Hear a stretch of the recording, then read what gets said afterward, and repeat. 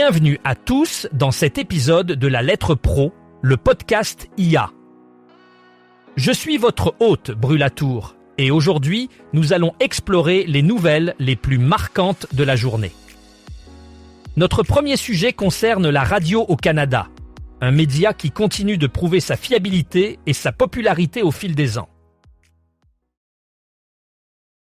Au Canada, selon Numéris, la radio AM et FM demeure une source fiable de musique, de divertissement et d'informations locales pour les Canadiens. Ce média traditionnel a su s'adapter aux évolutions technologiques et est désormais accessible via de multiples plateformes. Que ce soit par le biais de la radio traditionnelle, en ligne ou même par des applications mobiles, les Canadiens ont toujours un accès facile à leurs stations préférées. Cet été, l'audience de la radio au Canada est restée globalement stable, ce qui témoigne de la fidélité des auditeurs. Sur le marché de Montréal-Franco, la radio enregistre une portée hebdomadaire impressionnante de 90%. Cela signifie que 90% des habitants de Montréal écoutent la radio au moins une fois par semaine.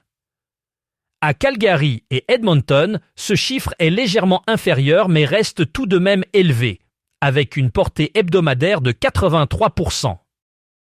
Ces chiffres montrent que, malgré la montée en puissance des plateformes de streaming et des podcasts, la radio continue de jouer un rôle essentiel dans la vie quotidienne des Canadiens.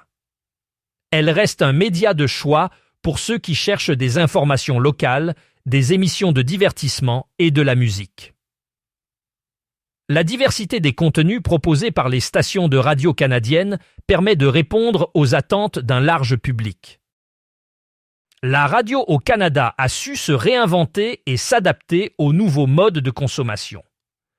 L'augmentation de l'écoute via des plateformes numériques témoigne de cette capacité à évoluer.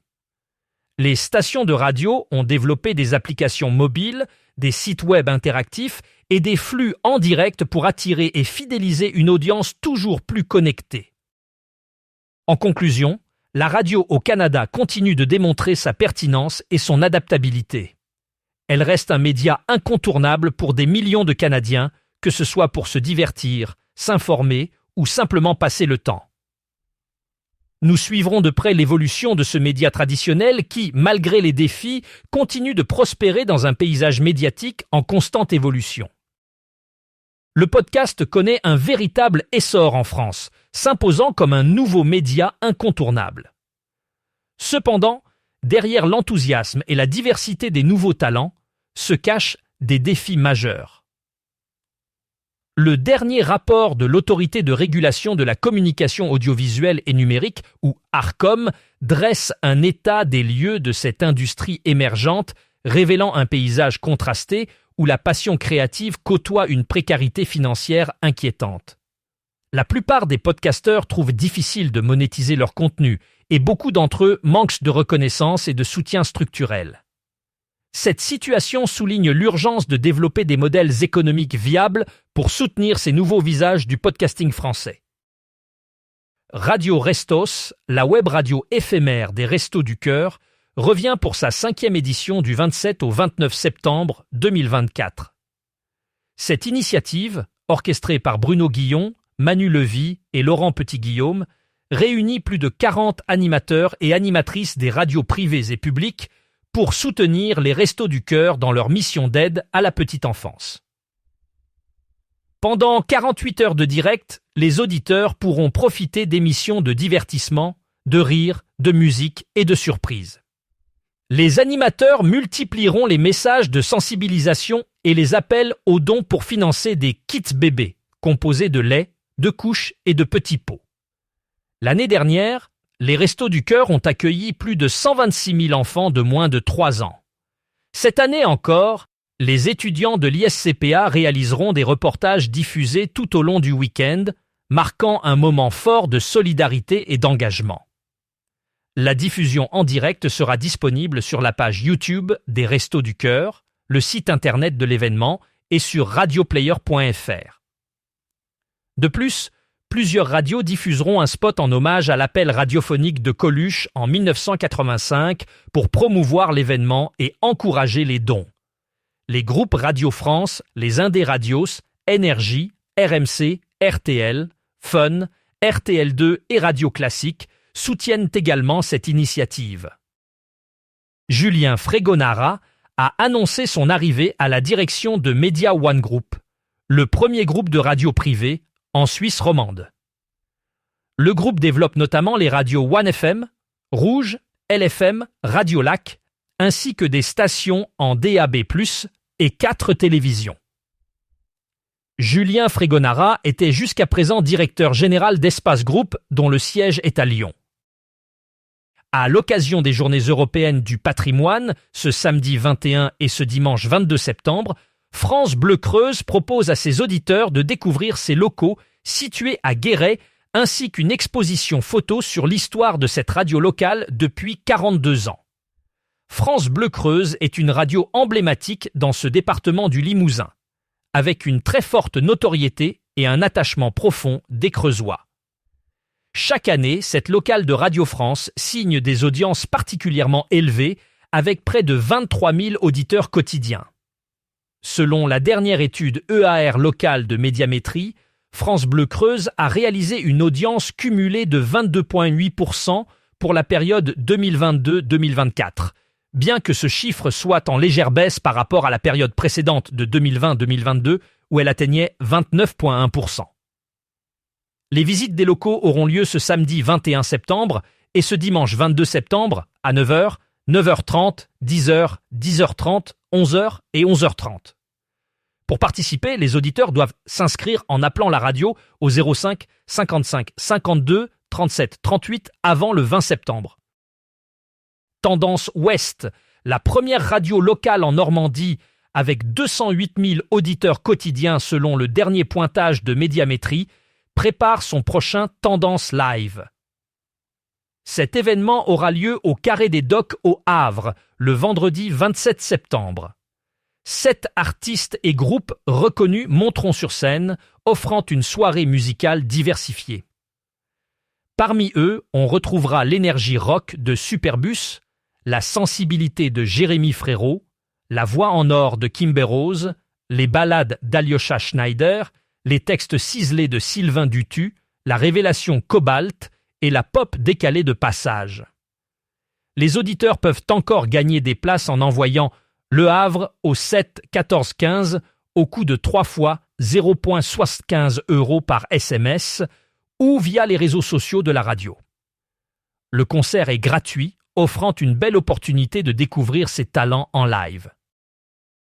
France Info et l'entreprise belge Pimp My Company se sont classés dans le trio de tête des IBC Innovation Awards 2024 dans la catégorie Content Everywhere, une compétition internationale qui récompense les meilleures innovations dans l'industrie des médias et du divertissement. C'est La Liga qui remporte la victoire avec son projet d'interactivité pour les fans, mais Pimp My Live a su se distinguer en offrant une nouvelle dimension d'engagement en temps réel aux téléspectateurs. Le projet finaliste est une collaboration entre Pimp My Company et France Info pour l'émission On vous répond, qui utilise Pimp My Live pour permettre aux téléspectateurs d'interagir en temps réel via des messages, des vidéos, des photos ou des questions vocales envoyées via WhatsApp, Facebook ou un formulaire web. Cette interactivité est enrichie par l'intégration de sondages en direct, permettant une immersion unique des téléspectateurs.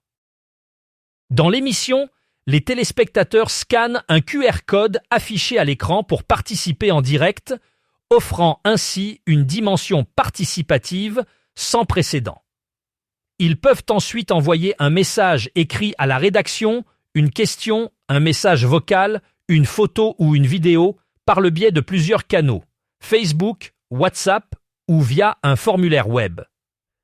L'outil peut également être utilisé pour partager des sondages et leurs résultats en direct. Dans On vous répond, Pimp My Live est utilisé à son plein potentiel. Les téléspectateurs partagent leurs opinions et posent des questions en direct. Les journalistes peuvent exploiter les différents contenus qui leur parviennent et choisir lesquels seront publiés. Nicolas Momens, le cofondateur de Pimp My Company, explique que tous les messages reçus dans Pimp My Live peuvent être filtrés directement en régie, de façon totalement transparente pour le téléspectateur. Cela ajoute une dose d'interactivité qui n'existait pas encore à la télévision. Romuald Laurent, responsable de la communication chez Pimp My Company, souligne que l'engagement des téléspectateurs a littéralement explosé grâce à Pimp My Live. Les contenus transmis à la rédaction permettent d'enrichir le programme tout en offrant une façon unique de se démarquer des autres émissions. Bien que Pimp My Company n'ait pas remporté le fameux award, l'entreprise est fière d'avoir brillé parmi les projets les plus novateurs de l'industrie et d'avoir été en compétition face à des mastodontes tels que la Liga et Red Bull. La cérémonie des IBC Innovation Awards s'est tenue à Amsterdam le 15 septembre 2024, où Pimp My Company a célébré sa place parmi les meilleurs. Perfect Day Media, l'un des plus grands studios de podcast des pays nordiques, a rejoint le groupe PodEx. PodEx a acquis 100% de Perfect Day auprès de sa société sœur, Pophouse Entertainment. Passons maintenant à une nouvelle excitante pour les auditeurs de Kiss FM. Ce jeudi 19 septembre, Kiss FM investit le théâtre Le Forum Esterel Côte d'Azur de Fréjus pour son premier grand événement de la saison. Le chanteur Amir et ses musiciens seront présents pour offrir un moment privilégié aux auditeurs de Kiss FM lors d'un showcase. Ce sera l'occasion de découvrir les titres de son nouvel album intitulé C'est Amir. Les places pour cet événement se gagnent en écoutant Kiss FM, alors assurez-vous de rester à l'écoute pour avoir une chance d'assister à ce spectacle exclusif. En première partie, les invités auront également l'occasion de découvrir le jeune artiste Alien, qui ouvrira la soirée avec ses performances. Cela conclut notre épisode d'aujourd'hui de La Lettre Pro, le podcast IA. Merci de nous avoir rejoints et n'oubliez pas de vous connecter demain à 19h pour un nouvel épisode. Je suis Brulatour et je vous dis à bientôt.